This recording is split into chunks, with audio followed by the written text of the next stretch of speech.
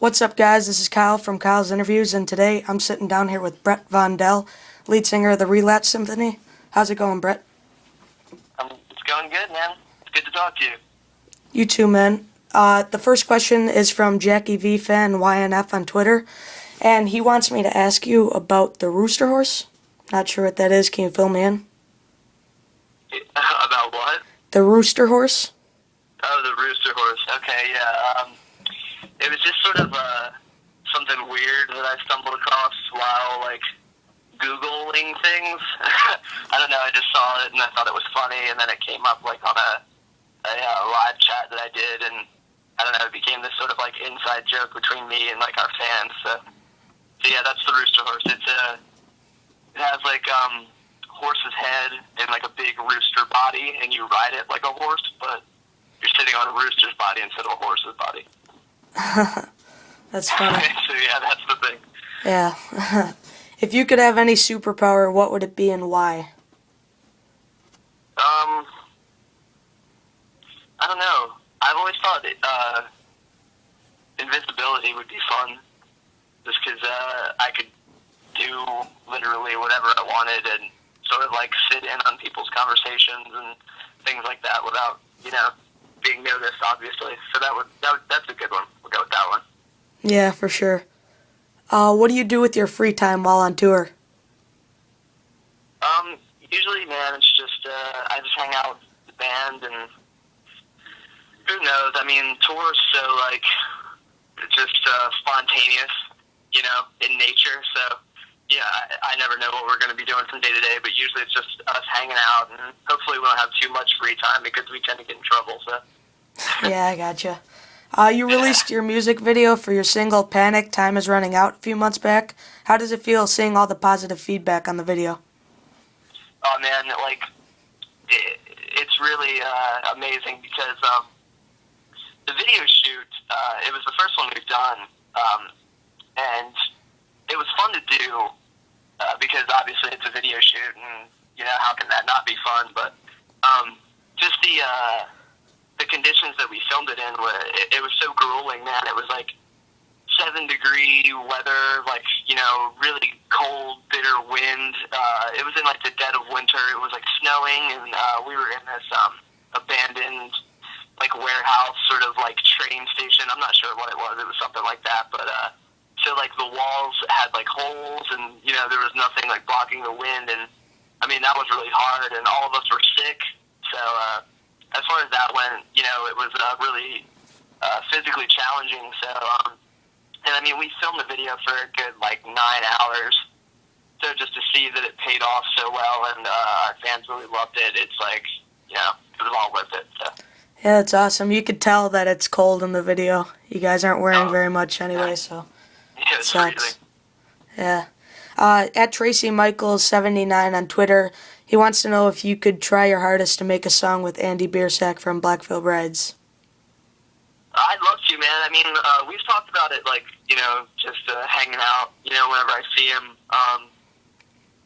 We played some shows together a while back and everything, and it came up, just hanging out and, drinking and whatever, but it's just, we are getting really busy as a band. We're about to go on tour, and we've been really, really busy, recording our record and everything, and, they're a very busy band as well. They've been on Warped Tour, and, they just released their record not too long ago, so they've been constantly touring, and, and just finding the time to do that is really hard with such busy schedules and everything. But, I mean, I would love to, man. And he knows that. He's told me that, he'd love to do one with us, and it would be a lot of fun. So hopefully it'll be something we can do in the future. But just recently it's been really tough due to just really tough schedules. Yeah, I got you. What are you most excited for with your upcoming tour, the Bad Blood Tour? Honestly, I mean, playing the shows, performing is one of my favorite things in the entire world. It's probably my most favorite thing ever that I've come across so far. But and also meeting the fans is always fun too.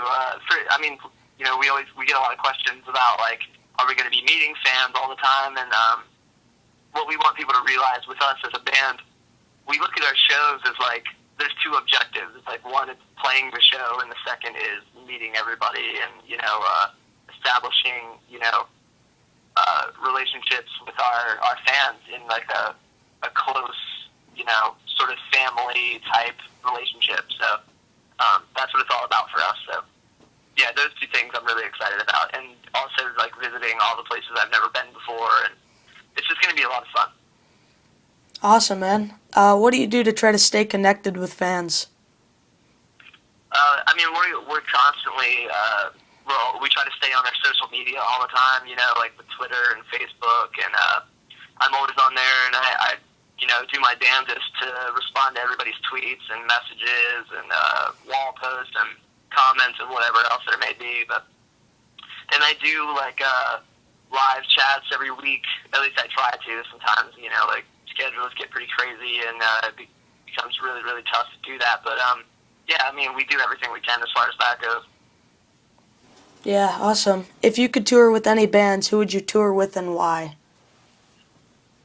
I don't know, man. See, this question's always tough for me because we get asked it a lot, actually, but I just go into shows with the mindset of, like, I'll literally play with anybody, just because I love playing shows and I love performing, and I'm really confident in this band, and nobody's audience really scares me, or like, so I'll play with anybody, put us on the bill with anybody. We just want to play, you know what I mean? And we're confident as a band, so it doesn't matter to us. But Yeah. like as far as like maybe like a dream tour or something like that, I think AFI would be really cool. Maybe like Rancid would be rad. Because I grew up kind of like as a punk rock kid. I always loved those bands, and that would just be amazing. So Yeah, definitely. What's your favorite part about being in a band? Favorite part about being in a band? Probably playing shows.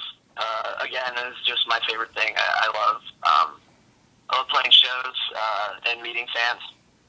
Just because the fans that it's just so rewarding that all the hard work and all the time and that you put into each and everything that you do, it's just such a payoff to see other people that enjoy it and are inspired by it, and it means so much to them, and so that's really cool as well. Awesome, man. Did you ever think you would become as big as you did with your band? Honestly, I'm not fulfilled yet. I definitely, when this band formed, I know we have the potential to be much bigger than we are right now, and that'll just come in time. You know what I mean? Everybody starts somewhere, but yeah, once we started writing songs and we all became closer friends, I knew that this band really had something special, and I really think that we have much more than enough potential to be a lot bigger than we are right now. So yes, absolutely. Yeah, definitely. You guys are a great band. Thanks, man. I appreciate it. No problem. At KissArmy6469 on Twitter wants to know if you'd be his brother. I'd be his brother. I guess I call people brother. I don't know. It's just sort of like a term of endearment that I use. Sure, why not? Yeah. Who do you look up to in the music industry? A lot of people, man. As far as bands go, my favorite bands have always been like the Ramones and Guns N' Roses and stuff like that. Like my favorite frontmen are like Elvis, Axl Rose, Iggy Pop, people like that. They're like really. Those are like they mean a lot to me. Those are like my heroes. So. For sure. What can fans expect with the new album?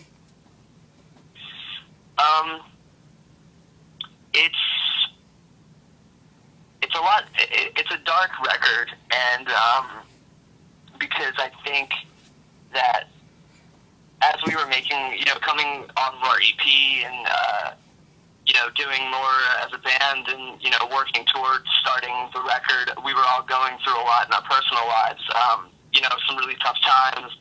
And I think that came through with this record. So the record lyrically tends to be a bit dark, but also musically, I'd say it's very much like Relapse Symphony, like on steroids. It's bigger, it's better. The songs are better. Like the choruses are catchier. It's a lot heavier in spots. It's a lot of everything. It's just more. Awesome, dude. So yeah, I'm extremely proud of the record, and I really think this record says a lot. I think there's a lot of bands right now that are sort of like putting out these records that are all about like theatrics and all this stuff, and that's great. Like I love bands like Alice Cooper and Kiss and like Marilyn Manson and very theatrical bands, but there doesn't really seem to be a lot of records out right now that are really saying anything, that I think can help people or people need to hear. And I think that our record definitely does. I think going through a lot of the things that we did making the record, a lot of the tough times we went through, I really hope that this record will speak to other people that are going through the same tough times and, help them. And also it's a pretty kick-ass record as far as just something that you can also play like at a raging party. You know what I mean? Like the songs are just badass, and yeah, I'm just extremely proud of it. I could go on forever about it because I'm so excited for it. But yeah, in a nutshell, that's what you can expect plus more. There's a lot I can't talk about right now, but yeah, it's gonna be great. So get stoked. Awesome, dude. That's something to look forward to. I know you've struggled with some bullying issues when you were younger. What advice would you give to someone who's being bullied now? I can only advise based on my own experiences, and I don't really like to sit and think that what I'm going to say is going to save somebody's life, you know what I mean? Or I hope that I can inspire them to be a bit more, to be, not so hard on themselves. I think I just want to let those people that are bullied and picked on know that, like, those people aren't going to matter, like, if you're picked on in high school, you deal with that person for, like, the 4 years that you're there, or maybe, not even that, because what I came to find is that the people that fucked with me in high school and stuff like that usually ended up, like, dropping out or, like, getting, becoming, like, parents or, like, whatever the case may be. So, they just sort of ended up in jail,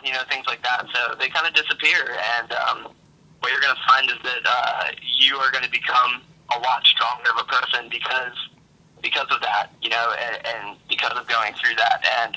And also you have to remember that those people always take their own insecurities out on other people. And what I come to find is that usually when people fuck with you based on how you look, it's usually just because they're insecure, because they don't have the strength, and they're not, brave enough to wear whatever makes them happy, and they're sort of locked in this shell of, like, trying to be doing whatever their friends think is cool, and they're too afraid to be free thinking because, they don't want to be judged by their friends, and that's just a weakness in itself, you know what I mean? So you should be proud of yourself that you're stronger than that person. So yeah, you just have to look past it and and push through, you know what I mean? Because at the end of the day, you're stronger and smarter, and eventually those people will be out of your life, and there you will be still yourself and still strong. So it gets better. Definitely. What's the craziest thing you've ever done on stage? Oh my God. Which show? I have a story for every show, man. See, my thing is, I just believe that rock and roll, we claim to be a rock and roll band. And for me, rock and roll has always it's always been exciting, it's always been unpredictable, and it's always been a little bit dangerous, you know what I mean? And I think that's what we are as a band, and it's not a conscious decision, we just happen to be 5 people who are all 3 of those things. So, and when you get 4 or 5 people that happen to be those things, and they want to play music, it ends up being rock and roll music. So I just sort of go out there, and I don't really think about the things that I do. With that being said, I obviously don't like to put the audience in danger.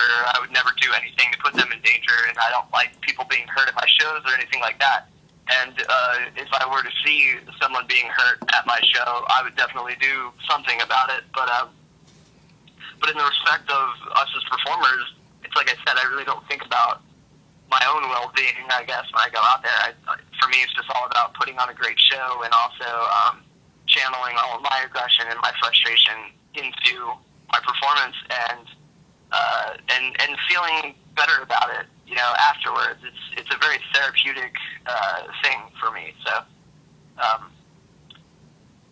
I mean, every show is, I tend to do something fucking nuts. I mean, the one that comes to mind is we were playing in Virginia at a club called Empire, which we're actually playing there on Halloween with Black Veil Bride, so that should be fun.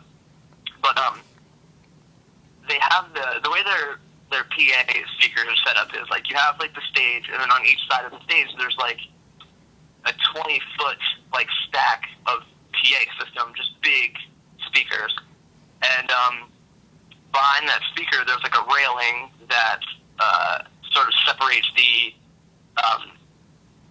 it's a railing that sort of keeps you from falling off the side of the stage because it's really dark back there. But so I jumped up on the railing and then jumped up on the 20-foot speakers, and I like dangled myself off of the speakers, like singing upside down, and then